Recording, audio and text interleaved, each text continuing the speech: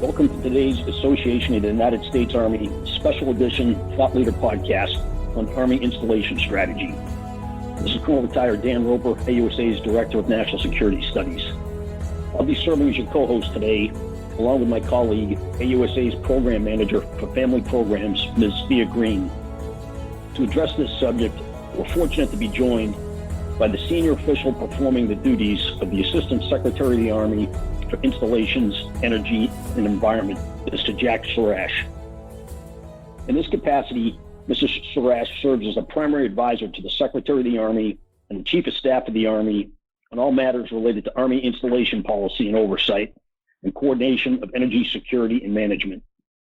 He has a Bachelor of Science in Mechanical Engineering from the University of Rochester and a Master's in Engineering and Energy Management from Texas A&M. Since 2005, he's served in senior executive service in positions of progressively increasing responsibility in the National Nuclear Security Administration, the Department of Energy, and the Department of the Army. Mr. Surash, welcome to Thought Leaders. Thank you. I'm really happy to be here. We're happy you're here too, and we're looking forward to your commentary. I recently read your article in Army Magazine and thought it was excellent and timely, given all the other changes that are going on in the Army today. I've also read the Army Installation Strategy published on the ASA IE&E website. I got to tell you, it sounds ambitious. There's a lot in that strategy. And as I understand it, this is the first time the Army's done this, or at least to this order of magnitude. But there are a number of factors that drove the Army in this direction. Could you describe for our listeners what drove you to publish the Army Installation Strategy now, and what was the impetus? Absolutely. I just want to start off by saying that we really appreciate your interest in the Army Installation Strategy, and as I'm talking, I may refer to it as the AIS, but again, Army Installation Strategy. So we recognize that our world continues to evolve at a rapid pace and has changed a lot in just the last few years. If you look at the National Defense Strategy, you'll note that it states that the homeland is no longer a sanctuary. So the AIS recognizes the Army's need to build resilience now, to protect against a wide range of threats, cyber attacks, disinformation campaigns, climate change, and many other threats. The new interim security strategic guidance has a large focus on climate change, so that's an area we're looking especially hard at right now to stay in step with the administration's priorities. The AIS describes how installations will modernize to support the multi-domain operations ready force over the next 15 plus years. As multi-domain operations is the Army's new warfighting construct, and this refers to not just air, land, and sea domains, but space and cyberspace domains. Installations are now part of the battle space. They are platforms for training and deployment, and they must be ready to support Army missions and be resilient to disruption. The AIS informs how Army installations will adapt existing infrastructure, systems, and services to protect installations from the new threats, as well as mitigate threats from the natural environment characterized by the effects of climate change and environmental degradation, just to name two items. Finally, technology is changing, and that, of course, can be both an advantage and a disadvantage to us. We want to be ready for the new threats while taking advantage of technologies that can help us be more efficient and effective. That is a pretty ambitious scope to tackle in this strategy, and I suspect that our listeners might not fully understand how big that is, not just how challenging it is, but how big it is. And I think virtually every state and U.S. territory is touched by this, as well as the troops that we have stationed abroad. So could you describe what's the order of magnitude of Army facilities at home and abroad, and what does the Army Installations Strategy help do to prepare them? I will certainly give it a try. So the Army has 136 installations worldwide, and this includes 48 Army National Guard installations and 3 Army Reserve installations. In addition, there are separate recruiting centers, standalone facilities, and structures at home as well as overseas. The Army manages and operates almost 1 billion square feet of buildings around the world, and this is spread out over almost 14 million acres of land and training areas. We have 26,000 miles of road and 76 airfields and helipads. If I try to make this equivalent to something that you could picture, the Army occupies land about the size of West Virginia or about the size of 2 Marylands. So we're really big. And when you think about it, the sun really never sets on the U.S. Army. We have installations and contingency bases around the world. We support a population of over 3.6 million soldiers, civilians, families, retirees, and their families. So the Army installation strategy covers all of our facilities and installations that are enduring. And because the Army is primarily based in the continental United States, we have a focus on the strategic support area. And this is the area from which forces deploy, and this includes the homeland. Thank you. That does give you a much better appreciation for, as you said, the global footprint and the magnitude of what the Army has got and what you've got to help maintain. Now, to talk a little bit about the people that are on those installations, I'd like to turn it over to Thea Green to ask you a few questions related to communities and families. Over to you, Thea. Thank you, Dan. Good morning, Mr. Surash. It's my pleasure to speak with you today. I have two questions for you. So we understand Army leadership has defined people as our soldiers, families, civilians, and retirees, as the Army's number one priority. How does people priority mesh with the strategy that primarily addresses infrastructure and facilities? Thea, thank you very much. So our people live, work, train on, and deploy from installations. And as you mentioned, the Army's leadership motto is people first. A number of construction and service efforts are underway now and will continue into the decade to improve quality of life for soldiers and their families. These projects include upgrades in military housing, barracks, internet connectivity, service provision, child development centers, and gymnasiums. These efforts are ongoing now on many installations, and we have many more planned in the upcoming years. And I'd like to give you just one example that involves privatized housing. Recently, the Army approved terms negotiated with Lend-Lease, a company that has partnered with the Army to operate housing on multiple Army installations, for almost $1.1 billion in capital investment. This is investment of private sector funding, and it will allow Lend-Lease to accelerate their previously planned sustainment program at Army installations by more than 10 years. Lend-Lease owns and operates military housing across a national portfolio, and that includes over 26,000 Army homes and is one of the Army's 7 major private housing partners.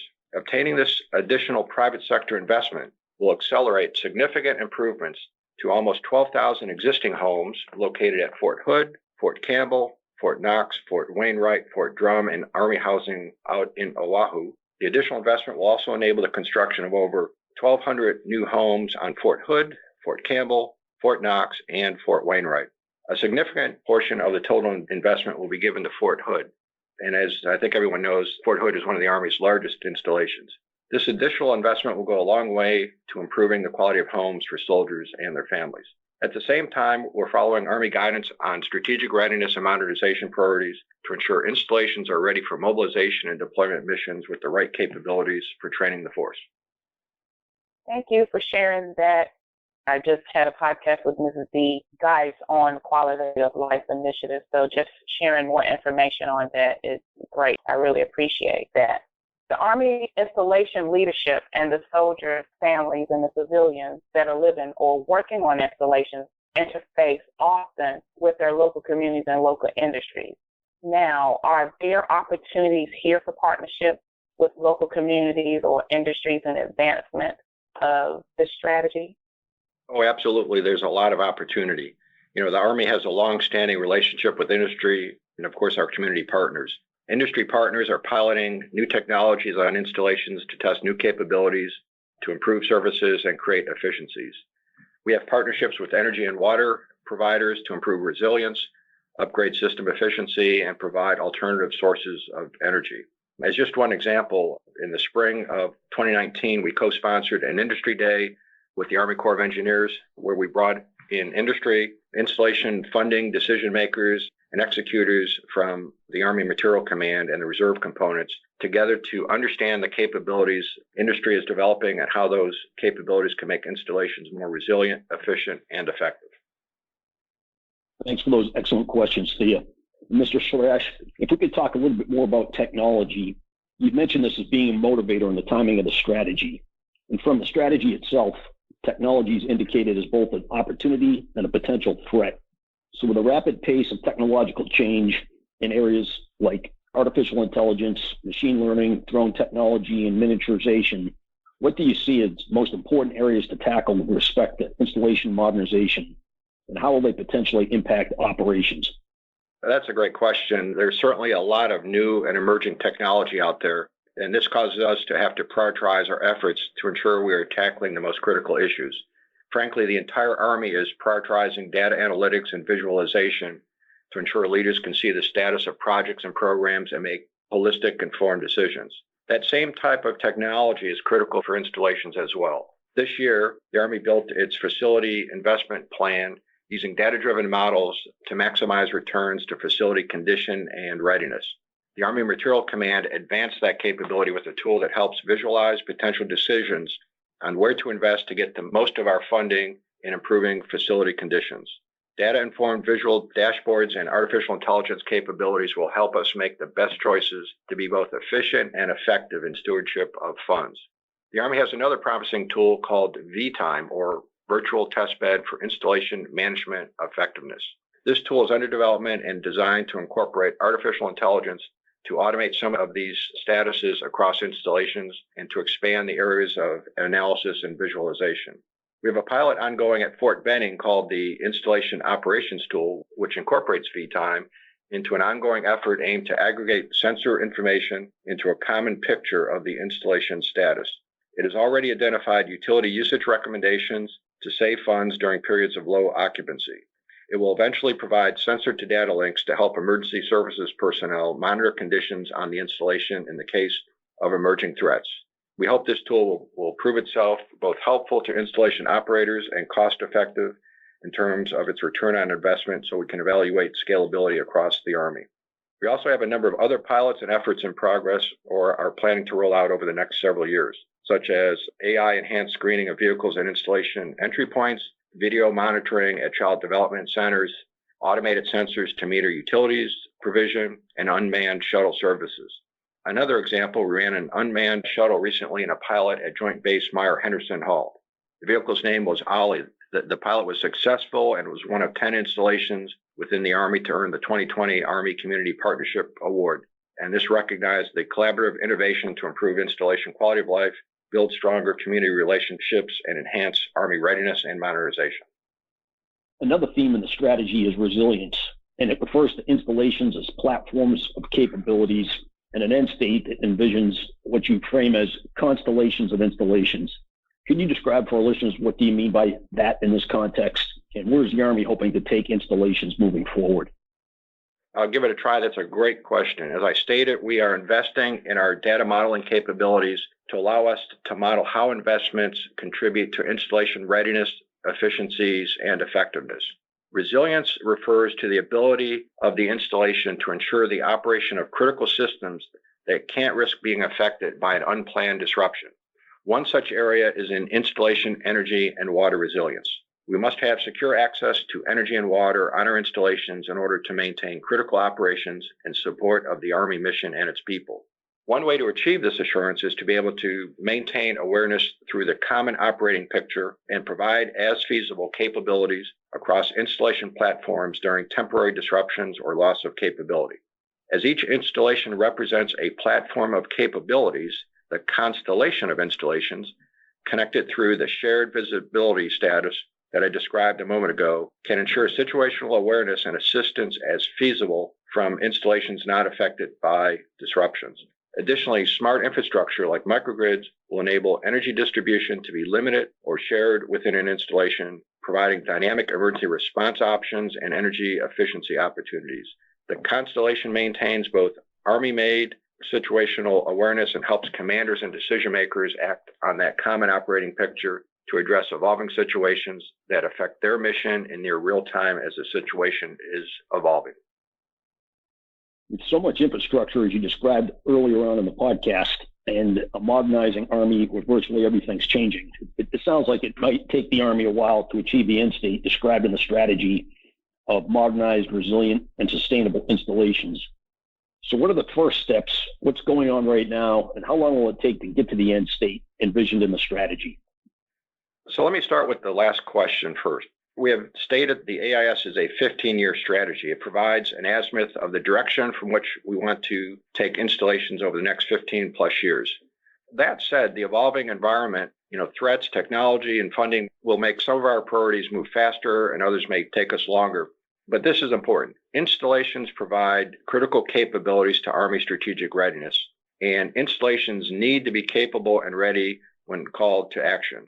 So we're moving as quickly as possible to put the framework in place to advance the end state in the strategy. What's happening now is that the stakeholders across the Army are looking at the AIS from their positions in terms of how we advance to make the vision a reality. Within the Army staff, the G9, the Deputy Chief of Staff for Installations, is running a planning effort to develop an implementation plan for the strategy. The result of this effort will be a plan with specific tasks and objectives, metrics to measure and gauge success, timeliness, and the identification of organizations responsible for each of the actions. Additionally, we will establish a rhythm and a governance forum to review the status of the objectives over time. We're a little over 3 months into the development of the implementation plan, which will look out probably 2 to 5 years at a time. We'll then, of course, update the plan as conditions change.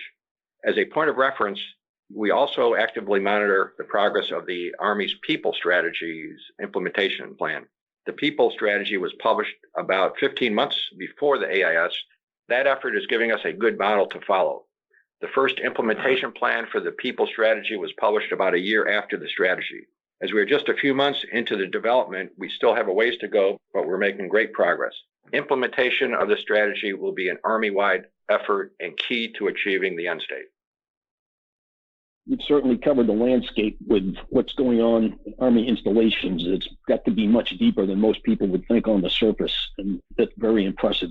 Is there any final thoughts you have for our listeners on what you'd like them to know or understand about the strategy, or where they can learn more about that? Again, I really appreciate the opportunity to talk about the Army installation strategy. There are a couple of takeaways I'd like to leave your listeners with. First, through the Army installation strategy, we are promoting a new mindset about installations, and that is that installations are key strategic readiness enablers for the Army, critical to ensuring the Army can deploy, fight, and win the nation's wars. So the bottom line is installations are now part of the warfight. Frankly, this is a culture change. It's going to force us to look at installations through a new lens. With our Army primarily based in the U.S. now, installations are all the more important for their ability to support mobilization, deployment, and to be able to sustain the force. Next, as the Army is modernizing its force, installations must also modernize to support our people and sustain our forces. Technology is changing so fast, our ranges, our training centers, and deployment capabilities must be ready to support new weapon systems and doctrine, and they must be resilient to withstand the new technologies that adversaries or the extreme weather or climate change may throw at us. Finally, we want to ensure our people know that they are the glue that keeps the Army rolling along. We must put improvements to infrastructure and services that support people first. Thank you very much. Thea, would you like to share your parting observations? Yes, I just want to say, Mr. Surash, it has been a pleasure speaking with you. I appreciate you sharing even more on the quality of life initiatives. And like you said, the Army has put people first. And you're right, they're the glue to keep the Army rolling along. So again, thank you so much, and it has been a pleasure speaking with you. I'd like to echo thanks that Thea just expressed to Mr. Jack Surash, the senior official performing the duties of the Assistant Secretary of the Army, Installations, Energy, and Environment, being with us today and sharing your insights on something that touches every part of the Army, not just its weapon systems and its training, but it's the soldiers, families, and the communities that support it.